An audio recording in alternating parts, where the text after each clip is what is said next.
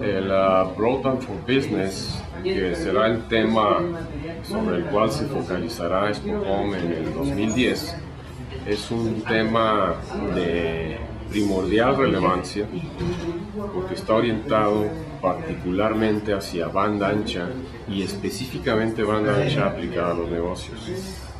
La banda ancha es digamos que la plataforma sobre la que están convergiendo prácticamente todos los servicios, no solamente en negocios, sino en entretenimiento y en comunicación social.